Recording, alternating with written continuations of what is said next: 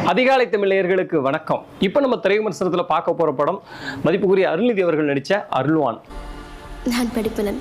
உங்களுக்கும் எனக்கும் கிடைச்ச கல்வி இன்னும் அவங்களுக்கு கிடைக்கலன்றது என்ன உறுத்திக்கிட்டே இருக்கு. அதே நம்பிக்கையோடான் குண்டு ஆறணும். அவருடைய பேரும் அவருடைய படத்தோட டைட்டிலே ரொம்ப ஒற்றுமை இருக்குது. இந்த கதை ரொம்ப எமோஷனலான கதை. யூஸ்வலான ஒரு படம் மாதிரியான ஒரு படம் இது கிடையாது.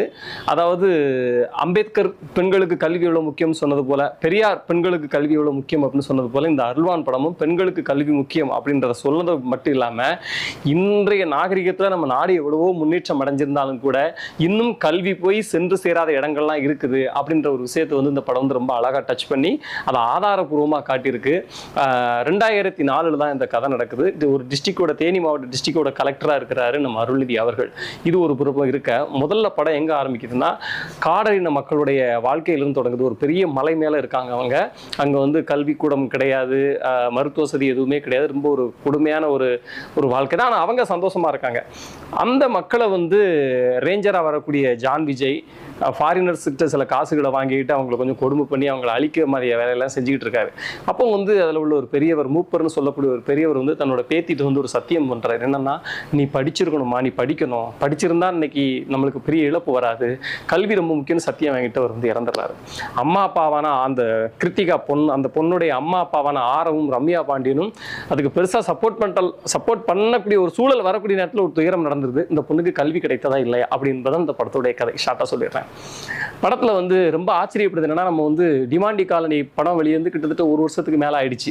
அதுக்கு பிறகு நம்ம வந்து அருள்நிதி அவர்கள் வந்து இப்பதான் திரையில பாக்குறோம், ஒரு கலெக்டரா பாக்குறோம். உண்மையிலே ரொம்ப செட்டில்டான நடிப்பு, அவ்வளவு அழகான நடிப்பு, அவ்வளவு யதார்த்தமா ரொம்ப பொறுமையா ஹேண்டில் பண்றது. முக்கியமா அவர் வந்து ஒரு சில டயலாக் பேசுறாரு படத்துல, ரொம்ப ரொம்ப முக்கியமான டைலாக். ஒரு வேல்யூவான வசனத்தை வந்து ஒரு வேல்யூவான நடிகர் பேசும்போது அதுக்கு இன்னும் வேல்யூ கூடும் இல்லையா?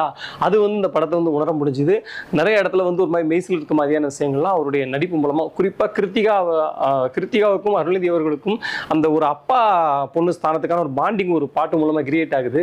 அந்த இடத்துலலாம் அருள்நிதி அவர்களுடைய பெர்ஃபார்மன்ஸ் வந்து வேற லெவலில் இருந்துச்சு. கிருத்திகாவுடைய நடிப்பு இந்த படத்தில் வந்து மேடையில் வந்து அருள்நிதி சார் இந்த படத்தோட ப்ரெஸ் மீட்டில் வந்து ஒரு வார்த்தை சொன்னார், எங்களுக்கெல்லாம் விருது கிடைக்கணுவாங்க, அந்த பொண்ணுக்கு விருது கிடைக்கணும், அது கண்டிப்பாக கிடைக்கும் அப்படின்னு சொல்லியிருந்தாரு. நிச்சயமா விருதுக்கு தகுதியான அப்படியான நடிப்பை வந்து அந்த பொண்ணு கொடுத்துருக்கா. வாழ்த்துக்கள்மா. அடுத்து வந்து நம்ம ஆரவ், நிச்சயமா ஆரவுடைய சில படங்கள் பார்க்கும்போது இன்னும் நடிப்பு போதாமை இருக்கே அப்படின்னு நம்மளுக்கு தோணிட்டே இருந்துச்சு. இந்த படத்தில் அதை அடிச்சு உடைச்சிருக்காரு. நல்ல நேர்த்தியான நடிப்பு. அப்படியே ரம்யா பாண்டியனும் சொல்லலாம். மூப்பராக வரக்கூடிய பெரியவர், பத்திரிகையாளராக வரக்கூடிய காளி வெங்கட், அண்ணன் கவிதா பாரதி, நம்ம விடிவி கணேஷ், வடிவேல் முருகன் எல்லாருமே கொடுத்த வேலையை குறைவில்லாமல் நல்லபடியாக செஞ்சுருக்காங்க.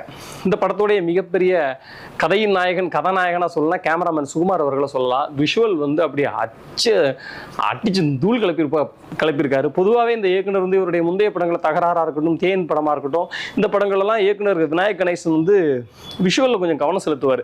இந்த படத்தில் செலுத்திருக்காரு. அது சுகுமார் வந்து அப்படி சூப்பராக பண்ணி கொடுத்துட்டாப்புல. ஜிவி பிரகாஷோட பேக்ரவுண்ட் மியூசிக்கும் படம் தரக்கூடிய உணர்வுகளை அச்சு பெறலாமல் நமக்குள்ளே கடத்திக்கிட்டே இருக்கு. இந்த படம் ஏன் நம்ம பார்க்கணும் அப்படின்னா, நான் கதையை சொல்லும்போது உங்களுக்கு ஒன்று தோணிருக்கலாம், இது படமா இல்லை பாடமா அப்படின்ட்டு. நிச்சயமா ஒரு பாடம் தான். ஆனால் அந்த பாடத்துக்குள்ள ஒரு படம் இருக்கு, ஒரு நல்ல படத்துக்குள்ள ஒரு பாடம் இருக்கு, அப்படி நீங்க புரிஞ்சுக்கலாம். கல்வியோட அவசியம் எவ்வளவு முக்கியன்றதை விட இன்னும் சென்று சேராம இருக்குல்ல கல்வி, சில இடங்கள் கல்வியே சென்று சேராம இருக்கு, அது நம்ம அசிங்கப்படணும், அதெல்லாம் கொண்டு சென்று சேர்த்தாதான் நம்ம வந்து வென்று காட்ட முடியும் அப்படின்னு சொல்லக்கூடிய ஒரு விஷயத்த ரொம்ப ஆழமா அருள்நிதி மாதிரியான ஒரு வெற்றிகரமான ஹீரோ வச்சு கொடுத்த விதம் வந்து பாராட்டத்தக்கது. நிச்சயமா அந்த படத்துல வந்து கணேச நாயகன் இயக்குனர் வந்து நம்ம பெரிதா பாராட்டி ஆகணும்.